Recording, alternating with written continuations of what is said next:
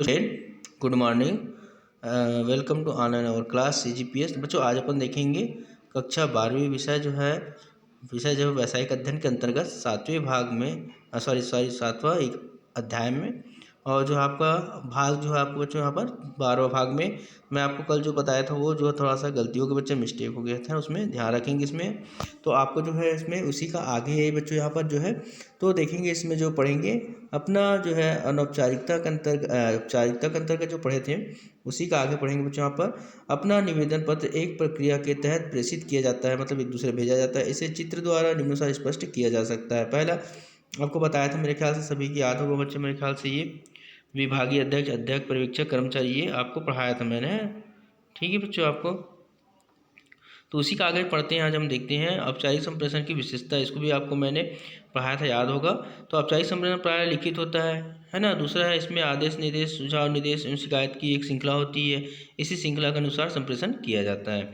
दूसरा बच्चों यहाँ पर जो यह संप्रेषण ऊपर से नीचे, नीचे से ऊपर सीढ़ीनुमा होता है। इसमें जो है अगला है चौथा, आपको बता चुका हूँ, इसमें याद रखना। इसमें अधिकृत व एवं पूर्व निर्धारित सूचनाओं का ही आदान प्रदान किया जाता है। इसमें देखेंगे पांचवा है इसमें संवाद के संचार का मार्ग भी पूर्व निर्धारित होता है। अब आते हैं औपचारिक संप्रेषण के लाभ एडवांटेज। औपचारिक जो है संप्रेषण संवाद प्रेषण एक निश्चित प्रणाली होता है बच्चों यहाँ पर। दूसरा है औपचारिक संप्रेषण के संवाद स्पष्ट व निश्चित होते हैं, जो भी लिखा जाता है। संपूर्ण संवाद लिखित होते हैं यहाँ पर। संपूर्ण जो है संगठन में परिपत्र जो है संवाद द्वारा एक साथ संप्रेषण किया जा सकता है। इसमें देखेंगे बच्चों आप अगला जो है विभागीय जिम्मेदारी एवं अधिकारी का निर्धारण निश्चित किया जा सकता है यहाँ पर, जो भी कार्य उसको। और इसमें जो है अगला है औपचारिक संप्रेषण के माध्यम से संगठन में नियंत्रण ठीक से किया जा सकता है। तो आइए अब इसको दोष देखते हैं बच्चों। यहाँ पर जो बताया गया है जो है औपचारिकता संप्रेषण के दोष के अंतर्गत, औपचारिक संप्रेषण की प्रक्रिया लंबी होने से संवाद अत्यधिक विलंब से होता है, विलंब से पहुंचता है वहाँ पर। संवाद का प्रत्युत्तर तत्काल प्राप्त नहीं हो पाता है। तीसरा देखेंगे औपचारिक संप्रेषण में समय और धन का अत्यधिक व्यय हो जाता है। इसमें है चौथा में देखेंगे इसमें नौकरशाही, लालपीताशाही का प्रोत्साहन मिलता है। छोटे छोटे संगठनों के लिए यह संप्रेषण उपयुक्त नहीं होता है। तो आपको इसके बारे में बता चुका हूँ, तो ध्यान रखेंगे जो है अनौपचारिक संप्रेषण के अंतर्गत औपचारिक और अनौपचारिक संप्रेषण। तो जब कभी जो है दो समान स्तर के व्यक्ति, अधिकारी, कर्मचारियों, पक्षधर आपस में कोई संवाद होता है, बात होता है, तब इसे अनौपचारिक संप्रेषण कहते हैं। मतलब बात में कुछ बहुत होना है ना। संस्था या संगठन की ओर से ऐसे संवाद की कोई व्यवस्था पूर्ण से नहीं की हो रहती है। ये संवाद रिश्ता संबंध के आधार पर होते हैं। ये संप्रेषण समय किसके होते हैं, जैसे दो भाइयों में चर्चा जो होता है आपस में, दो रिश्तेदार में जो है चर्चा होता है, या पड़ोसी चर्चा आदि जो है अनौपचारिक संप्रेषण का ही प्रायः ही प्रमुख ही होता है। अनौपचारिक संप्रेषण अनेक प्रकार सिर या हाथ पैर मुंह हिलाकर ही की जाता है। हमेशा मौखिक जो है चर्चा आवश्यक नहीं होती है, क्योंकि इस प्रकार के संप्रेषण को कोई मार्ग नहीं होता है ना। ऊपर नीचे जो है समतल, टेढ़ा मेढ़ा सभी प्रकार का संवाद इसमें होता है, अतः इसे अंगुलता संप्रेषण भी कहा जाता है। इसी सूचनाओं को कानों कान फैल जाती है तथा इसका अंत खोजना उसी प्रकार कठिन जैसे अंगुलता की तरह अंत होता है। तो अब अगला देखेंगे बच्चों यहाँ पर जो है अनौपचारिक संप्रेषण की विशेषता के अंतर्गत उसमें। तो पहला देखेंगे संप्रेषण के प्रत्यक्ष मौखिक साधन होता है। दूसरा है इसके जो है रास्ते टेढ़े मेढ़े होते हैं जो अनौपचारिकता के अंतर्गत। दूसरा है मतलब तीसरा नंबर, संदेश का अंतिम छोर खोजना कठिन होता है, कहाँ समाप्त होगा। चौथा है बच्चों यहाँ पर इसकी सूचनाएं आधी अधूरी व मिर्च मसाला बढ़ा चढ़ाकर लगाकर फैलती है, मतलब बताना है आगे बढ़ा के, है ना। पांचवा है इन चर्चाओं से अफवाह अधिक फैलती है, मतलब अफवाह का माध्यम बढ़ जाता है इसमें। छठवां है इन संवादों का आदि व अंत स्पष्ट नहीं होने से भविष्य के लिए इनका कोई विशेष महत्व नहीं होता। ये अनौपचारिक अंतर्गत में जो है विशेषता में। अगला देखेंगे बच्चों अनौपचारिक संप्रेषण के गुण या लाभ। तो औपचारिक संप्रेषण का यह एक पूरक संप्रेषण है उसी के समान, लेकिन दूसरा बोला संप्रेषण की सबसे सरल, समान व सस्ती व्यवस्था होती है यहाँ पर। कम से कम समय में अधिक से अधिक संवाद किया जा सकता है यहाँ पर। चौथा है तीव्र प्रसारण के लिए यह सर्वाधिक उपयुक्त है। पांचवा देखेंगे इस संप्रेषण में प्रत्युत्तर का तत्काल हो जाता है, जो भी बात करना है। अगला है छठवा है आपातकाल या शीघ्र निपटारे के लिए विधि श्रेष्ठ मानी जाती है। सातवां है बच्चों यहाँ पर देखें इस विधि में कोई भी राशि व्यय नहीं होने से यह अत्यधिक सुविधाजनक, क्योंकि इसमें कार्य नहीं होता है मौखिक में, है ना। अगर देखेंगे बच्चों औपचारिक संप्रेषण के दोष या हानि। अनौपचारिक संप्रेषण भ्रम व अफवाह के फैलाने का एक साधन हो जाता है। औपचारिक संचर्चा या संवाद का कोई विशेष महत्व नहीं होता है। तीसरा देखेंगे इनका भविष्य के संदर्भ में के लिए या साक्ष्य के लिए प्रयोग नहीं किया जा सकता बच्चों।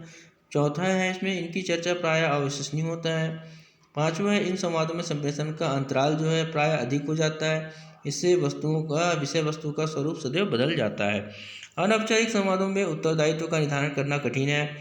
और उसके बाद सातवां असामाजिक तत्व इनकी चर्चाओं का लाभ उठाने में सफल हो जाता है जो दूसरे लोग रहते हैं। इस प्रकार हम देखें औपचारिक और अनौपचारिक के अंतर्गत। अब उसी में देखेंगे बच्चों यहाँ पर अंतर इसमें औपचारिक संप्रेषण अनौपचारिक संप्रेषण में। पहला माध्यम, तो पहले औपचारिक जो संप्रेषण का एक निश्चित मार्ग या माध्यम होता है औपचारिक संप्रेषण का। अनौपचारिक संप्रेषण का कोई निश्चित मार्ग या माध्यम नहीं होता है।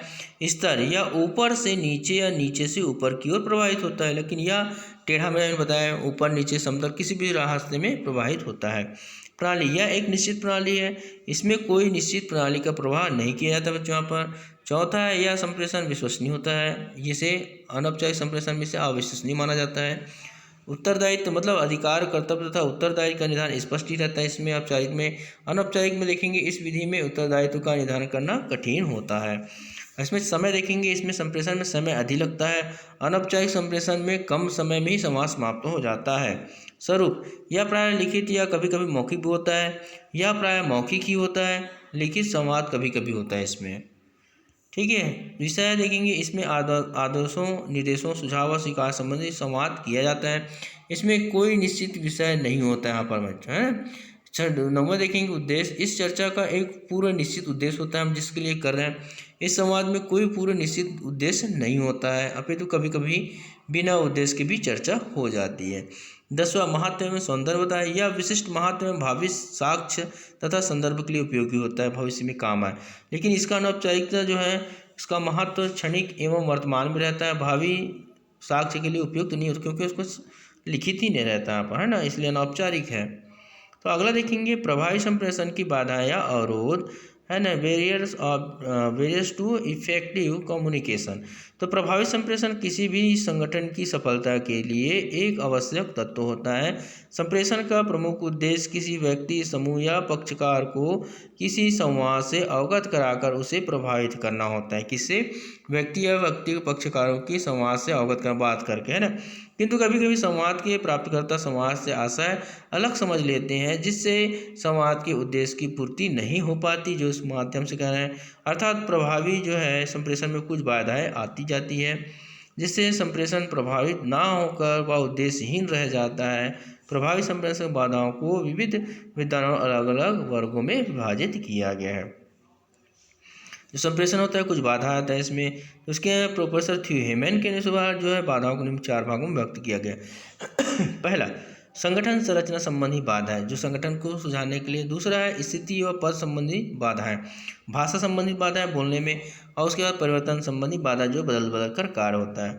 मैकफरलैंड के अंतर्गत बताया गया है। निम्न इसमें 4 भागों में बाधा को बताया गया, विभाजित किया गया। पहला दोषपूर्ण या विकृत उद्देश्य। दूसरा है संगठनात्मक संबंधी बाधा है, भाषा संबंधी बाधा इसमें भी, और इसमें मानवीय संबंधी भाषा है बताएं।